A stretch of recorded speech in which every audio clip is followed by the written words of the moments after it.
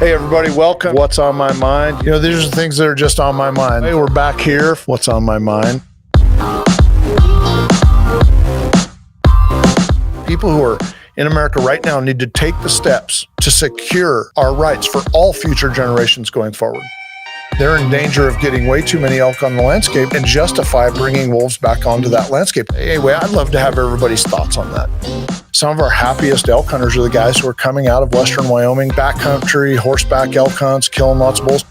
That's why I like to hunt with a 300 Winchester Magnum. Allow American hunters to import trophies that are legally killed in other countries? Those are the questions to be asked, but I do want to know what you think about this.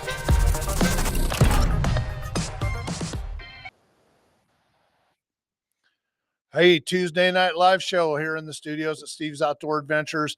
For those of you that don't know, and most of you don't, my studios are actually right above the ammo shop for Pendleton Ammunition, and we actually have a live fire area down there. Over the course of the next little bit, while I'm on the air here with the live broadcast, you're gonna hear gunshots in the background, and that's actually one of the reasons why I'm wanting to, or one of the topics I'm going to talk about tonight. You know, I've got a good friend of mine. His daughter wanted to carry a pistol while she was in the field. She's shed hunting, whatever it is. She's very active in the outdoors, also run around town everywhere else. I truly believe everyone, there she goes right there, banging away down there. I believe that we should all be vigilant and be willing to carry a sidearm. Why?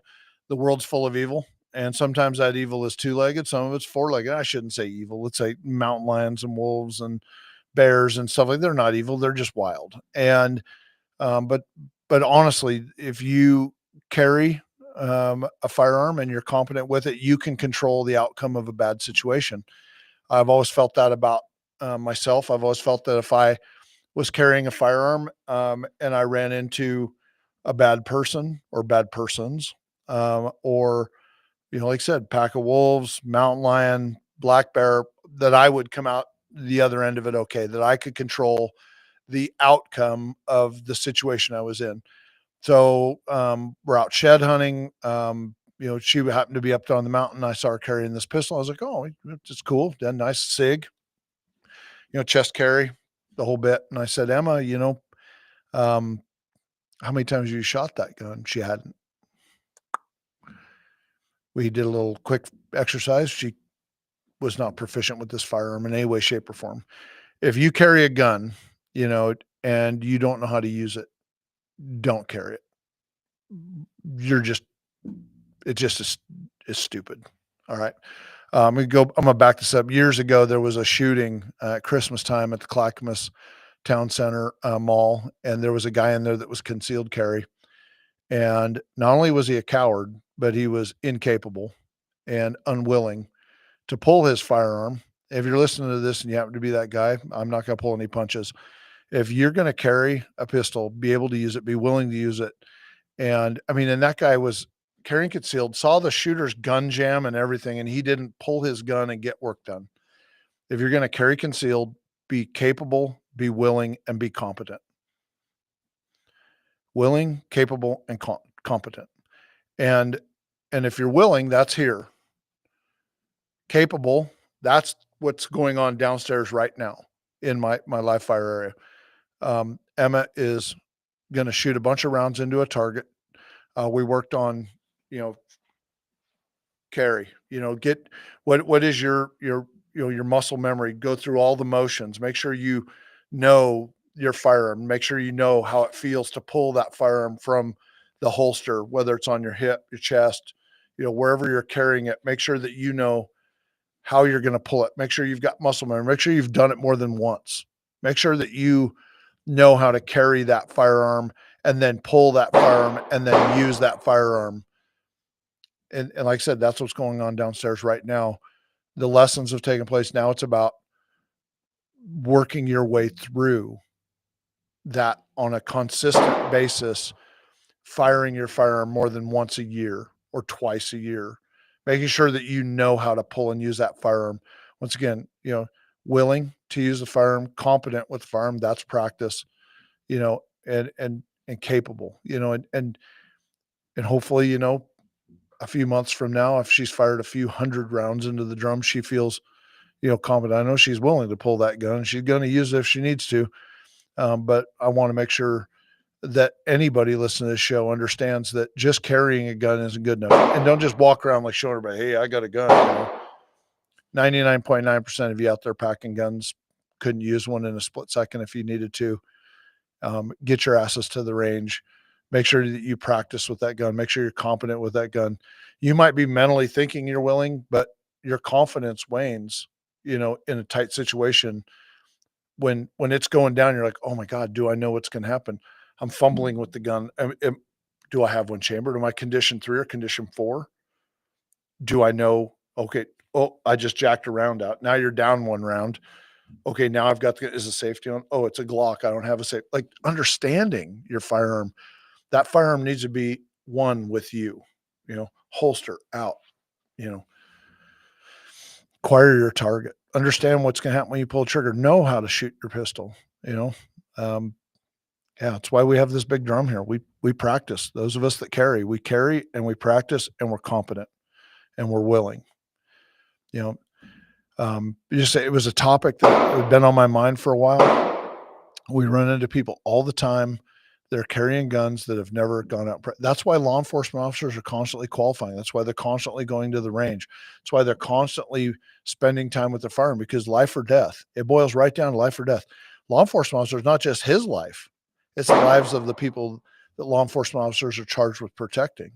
If they can't handle their firearm, they can't protect you. So, be vigilant in that regard. Make sure that you're taking your firearm out of the box once in a while. Make sure you know how to, load the firearm. Make sure you know how to clean the firearm. Make sure you know how to point the firearm or aim the firearm in the right direction and pull the trigger.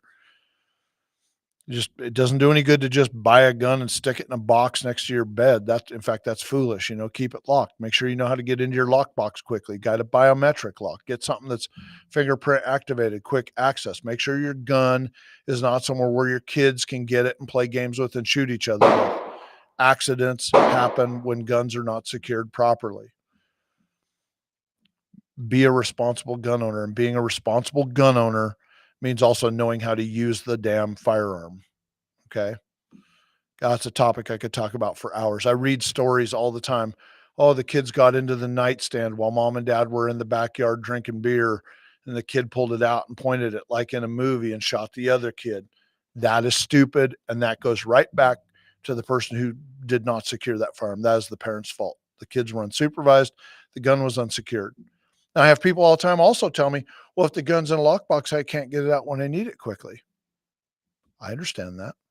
When the gun's in your care, custody, or control, don't worry about it. If you like to take it out of the lockbox at night and put it on top of the nightstand, fantastic. That's cool. But when you leave for work during the day, put it back in your lockbox. Make sure it's secured. Make sure the kids can't get to it. Make sure that if some shitbird breaks into your house, he can't just open up the drawer and walk off with it. Secure your firearms so that thieves can't get them. Criminals can't get them. Make sure the kids can't get them. Responsible firearm ownership is not just securing the firearms in a safe or making sure the kids and thieves can't get them. It means that you are a responsible gun owner that can pick up that gun, put it in your hand, and do work when you need to in order to protect you and yours, your neighbors, your friends, protect your household. Yeah, I get tired of listening to stories about, oh, she pulled the gun and then the bad guy took it away from her and killed her with it. She didn't know how to use the gun.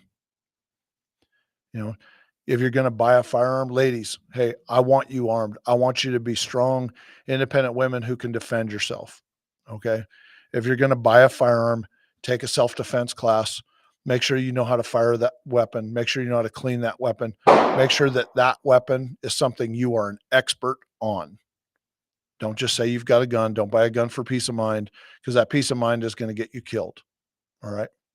The bad guy is going to rape you and then kill you with your weapon. All right.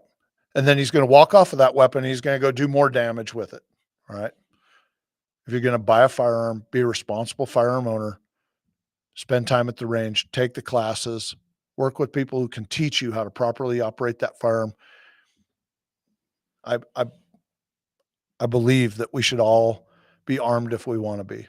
We should all be carrying a firearm if we want to be carrying a firearm to defend ourselves and the people around us. The world is full of evil, and we should be able to control the outcome of the situation. It's my 2 cents on that. It's something that's pissed me off for a long time, is that so many people out there buy firearms. They've got a pistol. They've got a beautiful pistol. How about $1,000 pistol? About $500 pistol. Whoop-de-doo. How many rounds you put through it? Went to the range once. I feel good. No, you don't. You might feel good, but you're not good. Get acquainted with your weapon. Be an expert with your weapon. That's where I'm at with that. So, all right. Once again, go Duke, Final Four. The victory goblet. All right. Another topic. You know, I'm a sports junkie. Always have been. I got a message for the Pittsburgh Steelers. All right. I want everybody's feedback on this. If you're a football fan, if you're a Steelers fan, why are you waiting for Aaron Rodgers? To hell with that. Yeah, you need a quarterback. You got one. Draft one. Develop, build, go. Aaron Rodgers is not the answer. He feels important. I hate Aaron Rodgers. No, he should not be your quarterback this next year. He's going to go on some, I don't even know how to pronounce the damn word, some psychedelic trip in a cave in Southern Oregon, I guess, at some point in time. Decided during that trip if he wants to play for the Steelers. No, that's not it. He actually just wants to make you guys wait. He wants to feel important. He's more important than your team. Don't go down that path. Coach Tomlin, no, don't do it. You're better off with a good young quarterback who actually wants to be there, heart, mind, and soul. Draft a good one. Draft a great one. You guys can do so much better. I laugh when I think about teams sitting around waiting for this great quarterback. He's a turd. Nope. Aaron Rodgers out. You know, he's going to go in the Hall of Fame. He's put up great numbers. His day is come and gone. Draft the next Aaron Rodgers. So it's my 2 cents for any Steelers fans out there. So I'm a Cowboys fan. I'm not much better shape. I'm not happy about Dak Prescott being our quarterback. Hopefully we draft a replacement for him in this year's draft. Give us another 4th rounder. Get us a 6'5" guy with a cannon for an arm that needs to develop for a few years behind Dak. Then when Dak's contract is up, ship his ass down the road. Let the next guy step up and let's roll. LFG. Let's go. All right. Hunting season. Spring season's coming up on us here real fast. I don't know how many of you out there are going to spring black bear hunt this year. But I was just having a talk today with a guy from Oregon Department of Fish and Wildlife. We have some land management topics that we were discussing. And one of the things we talked about was shed hunting. Okay. Spring bear hunting, turkey hunting. Guys that are going in the mountains out west, I want you guys to think about something. We have a bunch of elk that are coming out of winter, a bunch of deer that are coming out of winter. They're not in such bad shape this year, but animals in general coming out of winter. Right now, the snow's receding and there's nothing for them to eat just yet. They're browsing, they're nibbling, they're waiting for things to green up. Okay. If you're out there in the woods and you're spring bear hunting, or if you're out there in the woods and you're horn hunting, all right, there's something that can't happen. Not that long ago, I heard about. If you're a horn hunter, if you're out there chasing sheds and you run into a bunch of bulls that are packing their antlers, don't run them so that they try and drop their sheds for you. Don't run them. They haven't had enough caloric intake. You know, their calories are down, their energy's down. When they run from you, that is energy that they should not be expending this time of year. The cows should not be running. They're pregnant. You know, that's how you end up with aborted calves. Shed hunters, stay away from the damn live elk. Okay. Watch them from a distance. Great. But don't run them. The animals need to be recovering in April and May and June. All right. They don't need you guys running them. I don't think there should. I think on public lands, shed season should not open until like May 15th, May 30th. It sounds horrible, but it's simply because there's a small number of people out there that don't value the animals. They just value that damn shed. Okay. In a lot of Western states, shed season doesn't open up till mid-May. I know in our state, it probably shouldn't either. If you're out there running the animals, trying to get them to drop their sheds, you know, run them through some timber and then see them come out the other side without antlers on so you can go find the antlers, you're a turd. Okay. The animals don't need that happening to them right now. Then, once again, if you're up there spring bear hunting, spring bear season, some of the units open today. A lot of the units open up on April 15th. If you're out there in the woods and you're spring black bear hunting and you see a bunch of elk somewhere or a bunch of deer somewhere that are trying to recover from the winter, leave them alone. Just stay away from them. Glass them from a distance, focus on the predators that are hunting them while they're weak. Get those black bears killed. I wish that, hunters understood, I wish that hunters understood that we need to stay away from the elk and the deer when they come out of wintertime. We need to leave them alone. They don't need to be stressed out. They don't need to be worked up. They need to just be relaxed and taking in the calories that they can, getting some protein onboarded, get their fat reserves built back up, especially those cows. When those cows are going to drop those calves in June, they need to be healthy. If they're not healthy, they're going to abort those calves, especially in April. And right now, what happens if in the next 2 or 3 weeks we get one of those freakish April snowstorms that drops 2-3 feet of snow on them?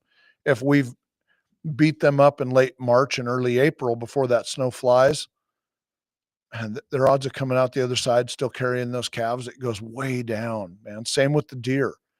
Leave the deer and elk alone in February, March, and April. Let them get their feed back on. Let them get healthy coming out of winter. Don't be messing with them. Leave them alone. They need us to leave them alone. Hey, we saw one of the comments, Nathaniel Melton. Yeah, I wish you guys had a spring bear season in Wisconsin too. I wish you guys had a wolf season. Wisconsin's one of those states that's got wolves. Minnesota's got the wolves. But yeah, spring bear season would be awesome. Especially if you guys could bait and hunt up there. I think you guys have a pretty good fall season, but your bear numbers are up. It'd be nice if you guys had a spring bear season. Same thing though, Wisconsin, respect the fact that your deer are out there trying to put groceries back on after winter. If you're out there horn hunting, looking for those whitetail sheds, stay away from the deer. And pressure your DNR. Get a petition together. Ask for a spring bear season. You'd be surprised what a group of sportsmen can do to bring a season on, for sure. It'd be awesome if you guys had a spring season. Like I said, so I'm talking about, these animals, like the horn hunters that are out there. Look, man, I dig the passion for getting out there and hiking, getting exercise, picking up sheds. Are sheds worth money? Hell yeah. They're worth $16 a pound. I think right now is the going rate. I want people to get out in the woods. I want people to get outside once again, because there's a small number of people out there that pressure the elk, especially to get those elk to drop those great big 6-point sheds and rake them off their heads. They're running them. Not cool. Not cool. Turkey hunters, man, you guys get up there in the woods. Once again, it's mid-April. These animals are putting on groceries. You're turkey hunting. If you're out there hiking around, you run into a bunch of elk and deer. Like I said, just kind of leave them alone. Unless you're on a gobbler right there, hot and heavy, hike around them. Let those elk and deer get those groceries on. Let them recover from winter. That's going to improve their health. The bulls are going to grow bigger antlers, better antlers. They're going to be healthier. The cows are going to drop their calves, more on schedule, so to speak. They're not going to be stressed out, not going to abort their calves in March and April because they got run and stressed out and pressured by antler, hunters. You're chasing sheds, chasing turkeys, chasing spring bear. Just be mindful of the elk and the deer. That's probably one of the biggest messages we try to put out there for everybody. Don't run them. Stay away from them. Let them be. Watch them from a distance. Admire them through your spotting scope.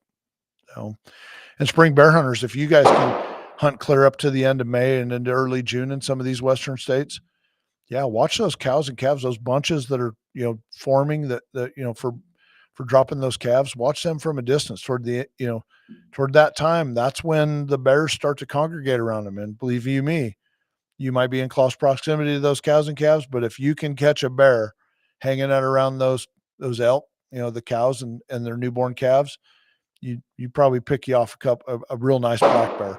It's a great place to watch. In that case, you're doing them a favor by being in reasonable proximity to them. Elk calves are tasty morsels to black bears and grizzlies. Watch out for the grizzlies, but pick off a black bear if you can. So, it's just a wonderful time to be in the field. And I applaud anybody that wants to get in the field in the spring. It's just a tricky thing where we want the elk and deer to come out of winter healthy, and stressing them out is just one of the fastest ways for us to hurt their numbers. So, you guys can still hear the banging away going on downstairs. I think she brought a couple hundred rounds of ammo. So pretty sure the target's going to take a beating tonight, which I'm super happy for. Like I said, I want her to be competent with that firearm, and I encourage everybody out there to do the exact same thing. Today was deadline day for Colorado applications. I think the clock's ticking within the next few hours. I think the deadline's going to hit if it hasn't already. I'm sure it's coming fast. Colorado elk and deer applications. Get your preference points. Excuse me. Get your preference points bought. Get your tags applied for. Don't miss the deadline. Okay. South Dakota's coming up pretty soon. All these Western states, they have kind of staggered deadlines throughout the year. Something I did want to throw out there. We've got a couple of black bear permits with one of our outfitters in Southeast Alaska, boat-based adventure, phenomenal area, very remote, hard to get to, actually living on a boat in this remote area, hunting for coastal black bears that come out. If anybody's interested in that, it's not an inexpensive hunt, but it is a black bear hunt. It's ideal for 2 people with 1 guide. Great adventure. Reach out to us. Love to have you guys. A couple of you that listen to the show, be able to book one of the trips with us and go. We've got a great guide that will take you on that trip. Incredible experience. Some of the most scenic land you'll ever see. Lots of bears, big bears, lots of fun. Like I said, reach out. Let me know. You can PM us or give us a call at the office, 800-303-1304. We'll take your calls, answer your questions, and help you book that hunting or fishing adventure of a lifetime. I've said that like 25 million times. That just comes naturally now, the closing to the show. Something else we're really excited about that I had failed to mention in previous shows. We're actually launching a new fishing series, Steve's Outdoor Adventures Fishing with Wesley. Fishing with Wesley. Wesley White. Wes can catch a steelhead out of a mud hole. I mean, the guy's an incredible angler. He's an expert fisherman, reads the water, understands what to use, whether it's fly fishing, spin casting, bait casting, you name it. He's just an expert fisherman. This new series is going to launch. We're going to bring it the second half of this year. We look forward to sharing those episodes with all of you. Once again, Steve's Outdoor Adventures Fishing with Wesley.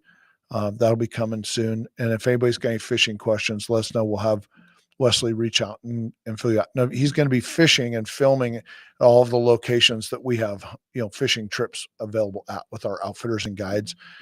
We filmed in Brazil a couple of times, Saskatchewan, Alaska, you name it. They're hitting it. They're going there. They're having, big adventures and catching awesome fish. Steve's Outdoor Adventures Fishing with Wesley. We'll get you those air days and times and where you can watch those coming soon. So, well, that's about it for tonight's show. I've got to remind everybody that we are giving away 2 SOA Tags Platinum services. So remember to, on YouTube, subscribe to the channel, like the video, drop a comment below. Those are all ways to get entered to win the SOA Platinum Tag service. On Facebook, follow the page, like the post, tonight's episode, drop us a comment down below, always to get entered to win. When we have 100,000 Facebook followers, and we're almost there, we're at like 90,000 something, we're going to draw a winner there. And on YouTube, when we get to 15,000 subscribers, we're going to draw a winner there. Once again, it's SOA Platinum Tag Service. That is your gateway to having our service apply you to all the Western states for elk and deer and antelope and moose tags and sheep tags, whatever you want. The service will be available to you, full platinum service. And we're going to give that away to you. That's a very valuable service. We're going to give away 2 of those, one for Facebook, one for YouTube. So remember to subscribe and follow those pages, like the comment or like the post, the shows each night, and drop us some comments below. Every time you do that, you're going to be entered to win, and we're going to give away both of those. So we look forward to each and every one of you's comments and questions. Remember to message us or comment below. If there's a topic you'd like us to, cover in these episodes, let us know. We'll have that conversation. The ramblings that I put out there every night are the things that go through my head each day. They're the experiences I have each week. They're the things that piss me off. They're the things that I think about all the time. all of the above. But at the same time, if you give me a comment or a question or a topic, I'm going to talk about it. It doesn't have to be the things that just piss me off. It can be some of the things that piss you off. If something pisses you off, let me know. We'll talk about it. We'll research it. We'll bring some information. If you got a question, we'll do the same thing. Let's do it. LFG. That's one thing Tom Brady says I like. Let's effing go, man. LFG. I want this show to be a success. I want people to enjoy sending us their questions so that we can yak about the things that they want to know more about, things that piss them off, and the things that, of course, drive me nuts. So, hey, let's do it. Bring us those comments, questions, and let's give away a couple of SOA Platinum tag services. And until tomorrow night, y'all hang tight and go Duke. If you've liked listening to What's on My Mind, remember to give this video a like and either follow or subscribe to this page so that you never miss a single live episode when we stream them from right here in our studio. And don't forget to drop a comment below. I want to know what's on your mind.